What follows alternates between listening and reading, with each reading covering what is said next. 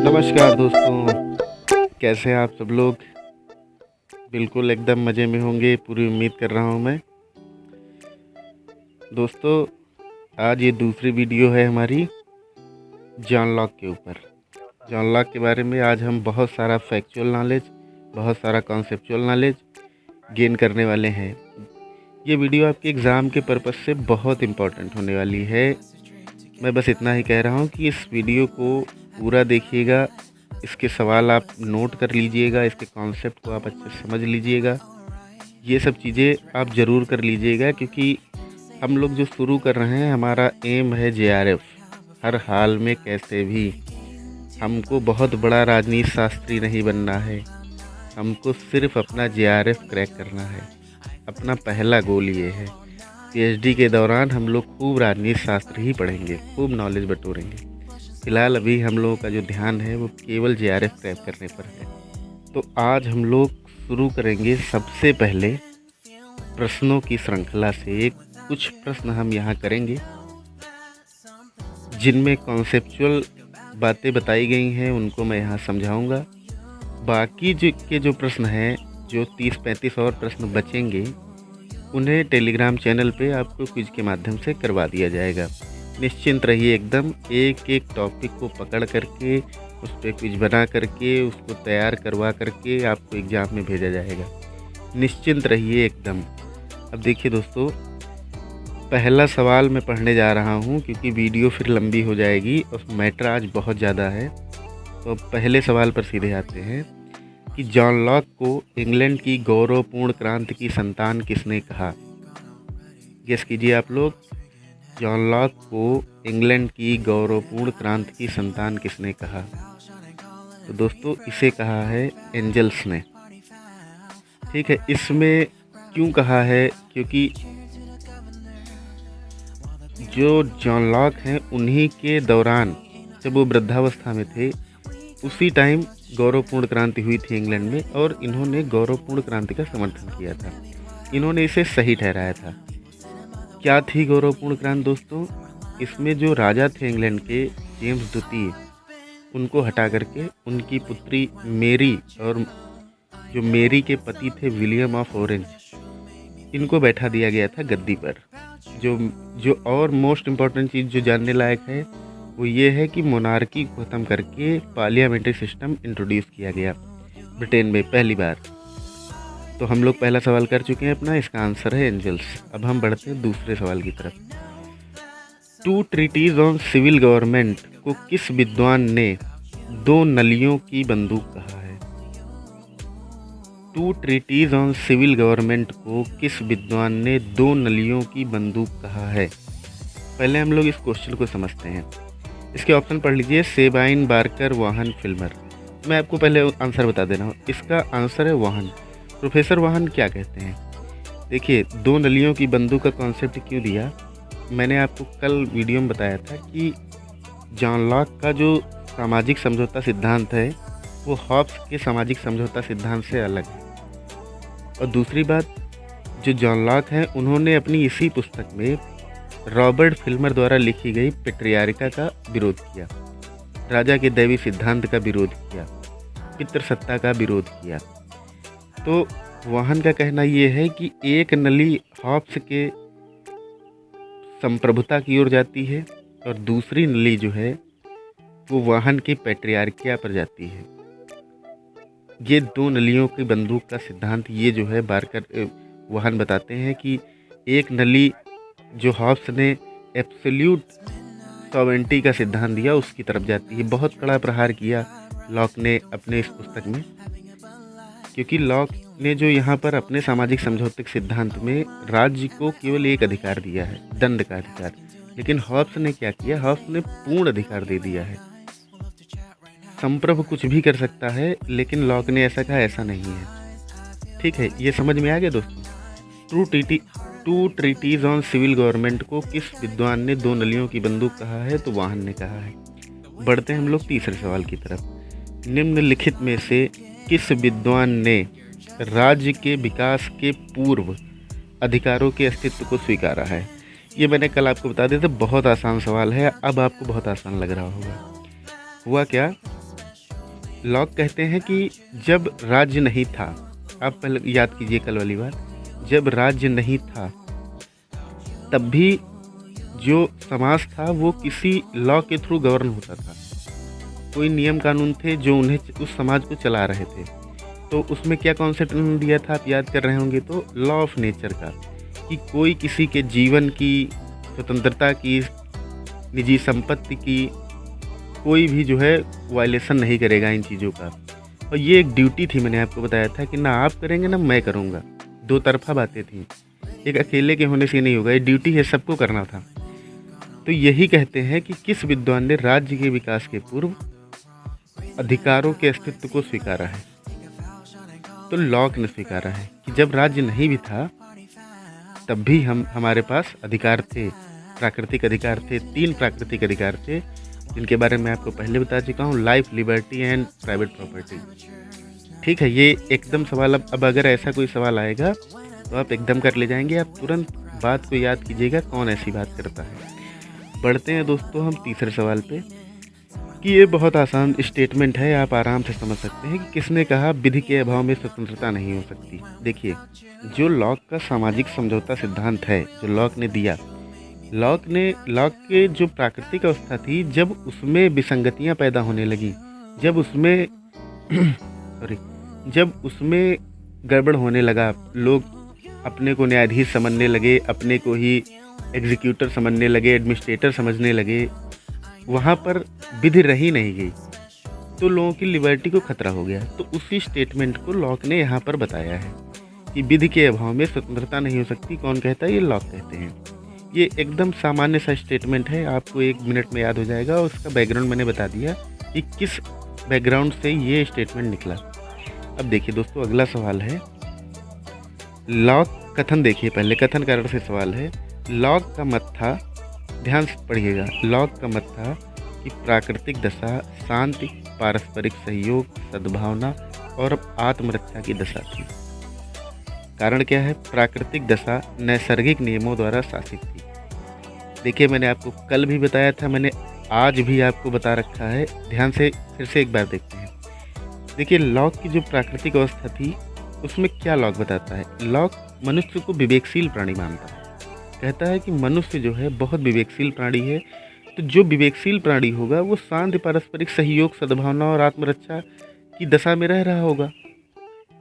जब इसमें विसंगतियां अभी पैदा होना शुरू हो जाएंगी, नैसर्गिक नियमों में जब लोग मानना बंद कर देंगे, तब जा करके ये व्यवस्था गड़बड़ होगी और फिर चल के आगे राज्य का निर्माण करेंगे।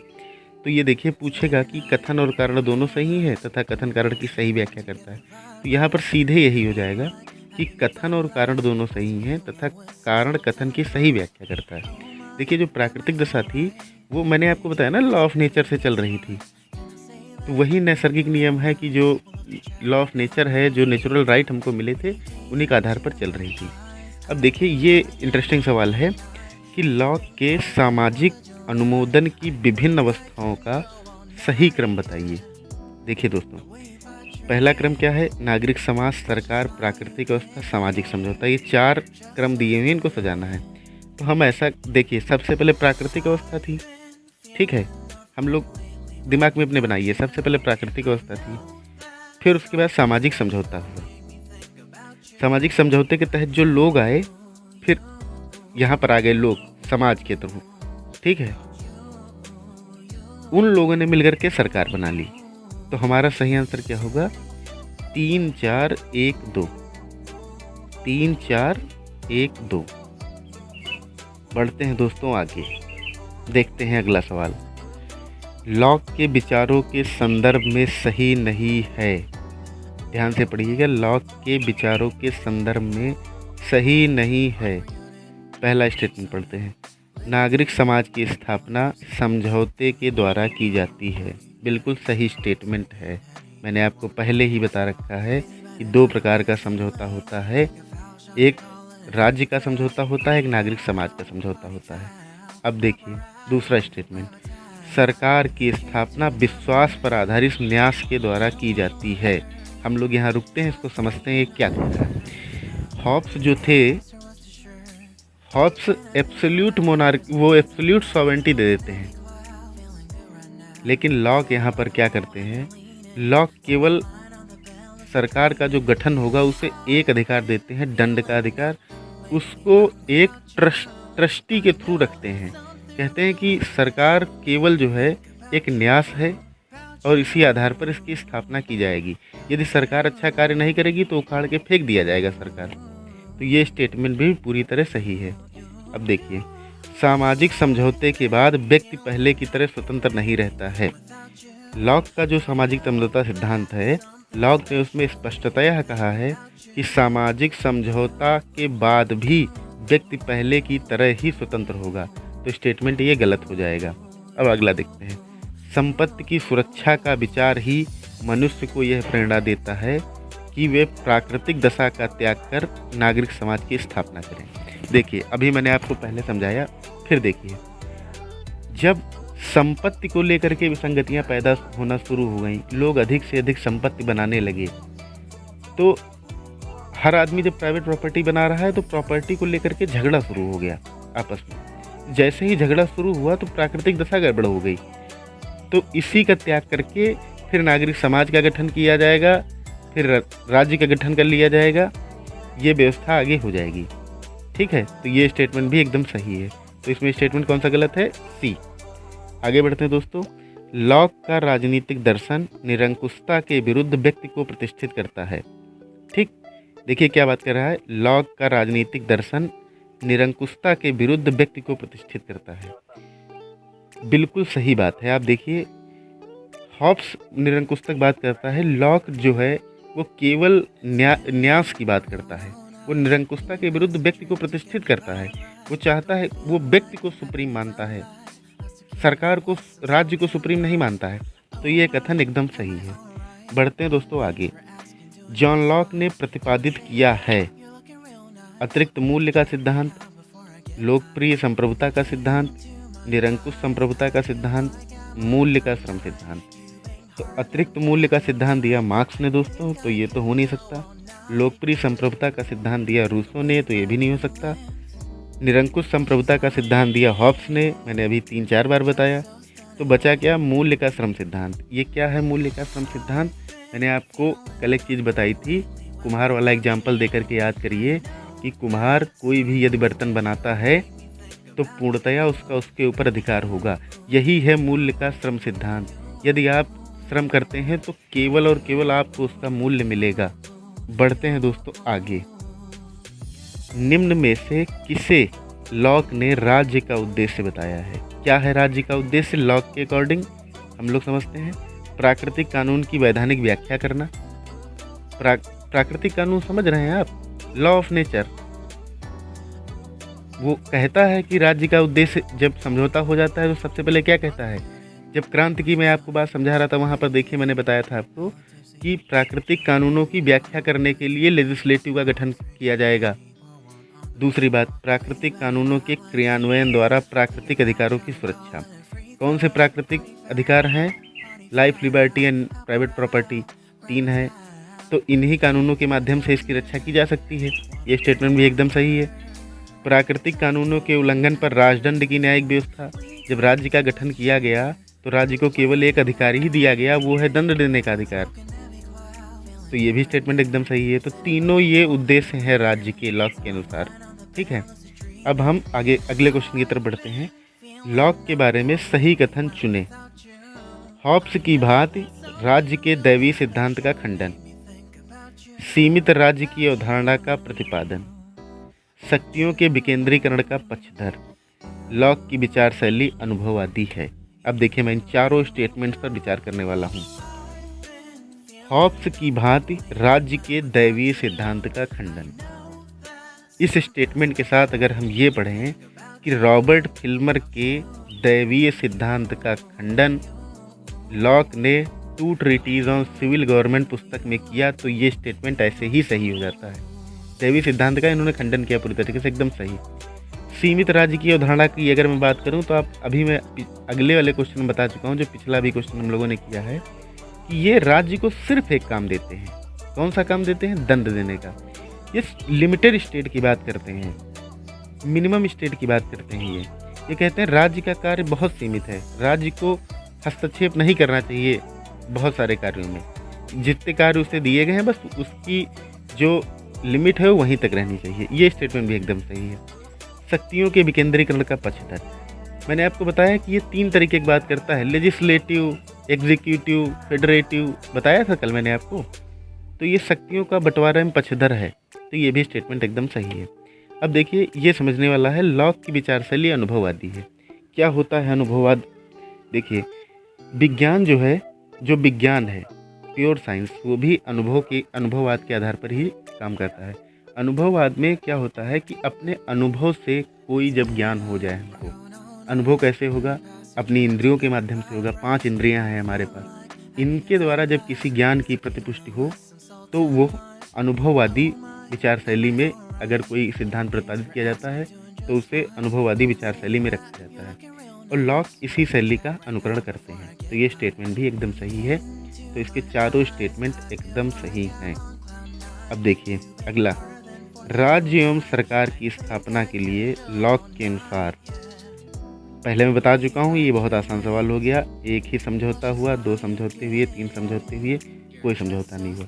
इसमें सिंपल सा जवाब है 2 समझौते हुए, एक नागरिक समाज में और एक राज्य में। बढ़ते हैं आगे दोस्तों। अब हम लोग लॉक से संबंधित महत्वपूर्ण कथनों पर चर्चा करेंगे जो एग्जाम में हमेशा पूछे जाते हैं। देखिए दोस्तों, मामला क्या है कि मैं यहाँ बहुत कुछ नहीं कर सकता क्योंकि मैं कोई बहुत बड़ा अभी क्रिएटर नहीं हूँ।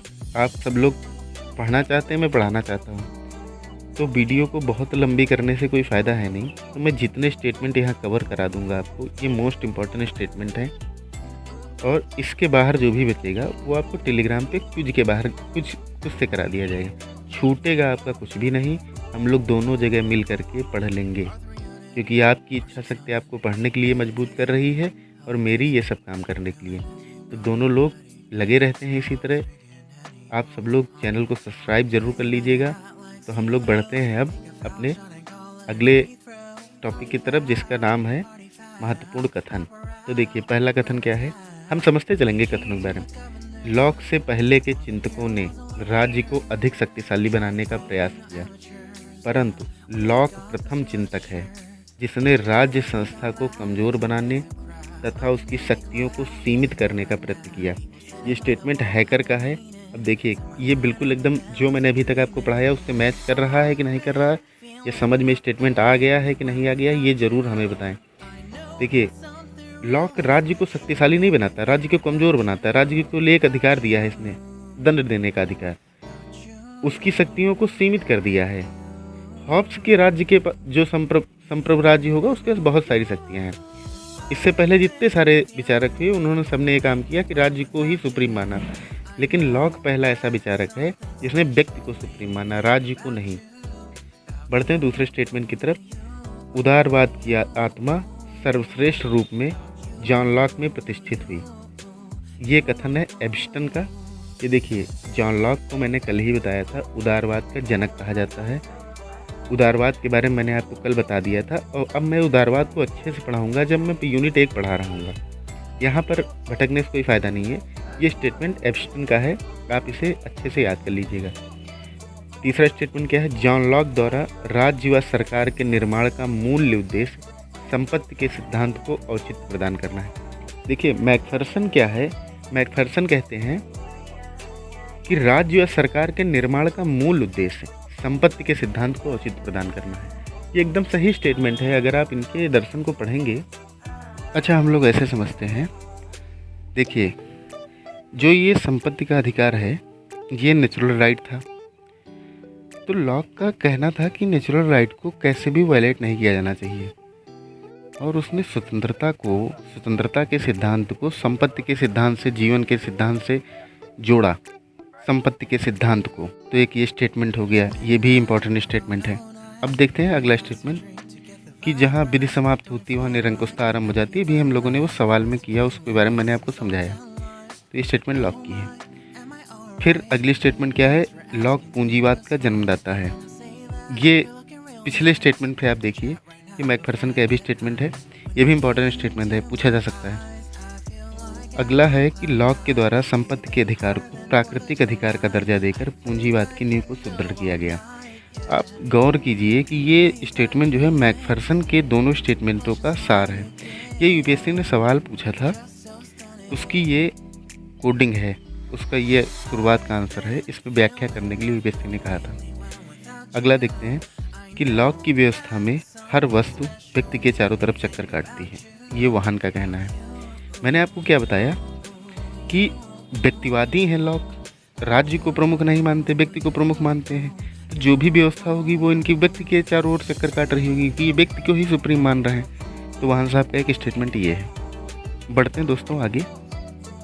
अब हम लोग लॉक की कुछ पुस्तकें देख लें जो बहुत इंपॉर्टेंट होगी। मैं उन्हें बता दूंगा कि ये बहुत इंपॉर्टेंट है, आप इन्हें नोट डाउन कर लीजिएगा, याद कर लीजिएगा। अच्छा दोस्तों, याद करने का सबसे बढ़िया तरीका ये है कि आपको बर्डन भी नहीं पड़ेगा और आपको याद भी हो जाएगा। मैं आपको बता रहा हूँ, आप किसी एक थिंकर को पढ़िए, उसको चस्पा कर दीजिए लिख करके, कुछ लेटर मतलब छोटे से कागज़ पर लिख लीजिए, कुछ चिपका दीजिए दीवार में। तो जब भी आप देखिए, 1-2 दिन देखते रहिए, वो थिंकर आपको ऐसे याद हो जाएगा बिना किसी मेहनत के। ठीक है, बार बार देखने से ही। अब देखिए, इनकी पहली पुस्तक है लेटर ऑन टॉलरेशन, दूसरी पुस्तक है 2 ट्रीटीज ऑन सिविल गवर्नमेंट। मैंने इसके बारे में आपको बता दिया, बहुत अच्छे से बता दिया। 2 बंदूक वाला सिद्धांत मैंने बताया, 2 नली वाला पेट्रियार्की का विरोध किया, रॉबर्ट डेविस सिद्धांत का विरोध किया, हॉब्स का विरोध किया, बहुत सारी चीज़ें मैंने इसके बारे में बता दी। एसे कंसर्निंग ह्यूमन अंडरस्टैंडिंग, इसमें जो है मानव सहिष्णुता वगैरह पे बात करते हैं। 4 लेसन ऑन टॉलरेशन, 4 इन्होंने लिखी वो अध्याय हैं, 4 इनके वो टॉलरेशन पर हैं। फिर एक है the fundamental of constitution of Carolina. ये ज़्यादा इंपॉर्टेंट बुक नहीं, लेकिन ऊपर की 3 किताबें बहुत इंपॉर्टेंट हैं, तो आप इन्हें याद कर लीजिएगा। दोस्तों, हम कुछ फैक्ट वीडियो को ख़त्म करने से पहले और देख लेते हैं कि लॉक के जो विचार हैं ये किससे प्रभावित थे। लॉक ने लिखा है अपने दर्शन में कि मैं रिचर्ड हुकर का बहुत ऋणी हूँ। लॉक के बहुत सारे विचार जो हैं रिचर्ड हुकर से प्रभावित हैं, बहुत सारे विचार, और लॉक ये बात स्वीकारते भी हैं कि मानते हैं कि मैं ऋणी हूँ रिचर्ड हुकर का। तो अगर पूछ दे सवाल कि लॉक के विचार किससे प्रभावित हैं, उनमें रिचर्ड हुकर हो तो बेझिझक आंख बंद करके रिचर्ड हुकर टिक करना है। अगला देखिए, कुछ लोग कहते हैं कि ये 1690 में लिखी गई किताब 2 ट्रीटीज ऑन सिविल गवर्नमेंट, लेकिन पीटर लासलेट ने खोज की, काफ़ी सारा बहुत सारा मटेरियल इकट्ठा किया, जिसमें इन्होंने ये कहा कि यह किताब जो है 1683 में ही लिख दी गई थी। और इस किताब के प्रभाव से इंग्लैंड में ग्लोरियस रेवोल्यूशन हुई। कभी भी अगर इस तरीके का स्टेटमेंट आ जाए कि किसने कहा है कि गौरवपूर्ण क्रांति के पहले 2 ट्रीटीज ऑन सिविल गवर्नमेंट पुस्तक लिखी गई, तो पीटर लासलेट है। अगली बात जो क्या है, यहाँ पर देखिए थोड़ा सा लॉक कंट्रोवर्सी है लॉक के बारे में कि ये नागरिक और पूर्ण नागरिक में भेद करते हैं। इनका कहना है नागरिक सब हैं, लेकिन पूर्ण नागरिक केवल वो हैं जो संपत्तिशाली वर्ग से संबंध रखते हैं, जो धनी हैं। यहाँ पर थोड़ा सा विरोधाभास है। इन्होंने विधि बनाने में निर्धन वर्ग को शामिल नहीं किया है। कहा है आपका कोई काम नहीं, आप जाओ मौज काटो, आपका कोई काम नहीं। जो केवल पैसे वाला आदमी है, वर्तमान में ले लीजिए, आम आदमी पिस रहा है, करीब मर रहा है, लेकिन बड़े बड़े लोग जो है एसी कमरों में बैठ करके, विदेश में बैठ करके ना नियम कानून बना रहे हैं। खैर उसको छोड़िए, आप यहाँ पे देखिए, विधि बनाने में निर्धन वर्ग को शामिल नहीं किया लॉक ने। पूंजीवादी आदमी है तो पूंजीवाद का समर्थन करेंगे, तो पूंजीवाद में पूंजीवादी लोगों को ही रखेंगे, जाहिर सी बात है। अच्छा, ये आपने बहुत जगह पढ़ा होगा कि मैकफर्सन ने लॉक को स्वार्थमूलक व्यक्तिवादी कहा है। क्या है इसका मतलब? आप याद कर लिए होंगे, निकल जाते होंगे, प्रश्न आता होगा, आदत पड़ गई होगी, टिक हो जाता होगा मैकफर्सन मैकफर्सन मैकफर्सन। मैं समझा देता हूँ एक बार, बहुत छोटा सा है। लॉक कहते हैं कि व्यक्ति अपनी क्षमताओं के लिए या अपने एफर्ट के लिए समाज पर निर्भर नहीं है, समाज का ऋणी नहीं है, वो समाज की देन नहीं है, वो उसके खुद की क्षमताएं हैं, उसके अंदर की क्षमताएं हैं, इसके लिए वो समाज का ऋणी नहीं है। बस यही व्यक्ति, मतलब वो ये कहते हैं कि मनुष्य जो है वो स्वयं में बहुत कुछ है, एक तरीके का ऐसे समझ लीजिए। तो दोस्तों, जो भी इस वीडियो में जितना भी कवर हो पाया है, काफ़ी वीडियो लंबी हो गई है, जितना भी कवर हो पाया है उतना आप यहाँ देख लीजिए, समझ लीजिए, याद कर लीजिए। मुझे उम्मीद है कि मैंने हर एक कॉन्सेप्ट को बहुत अच्छे से समझाया है।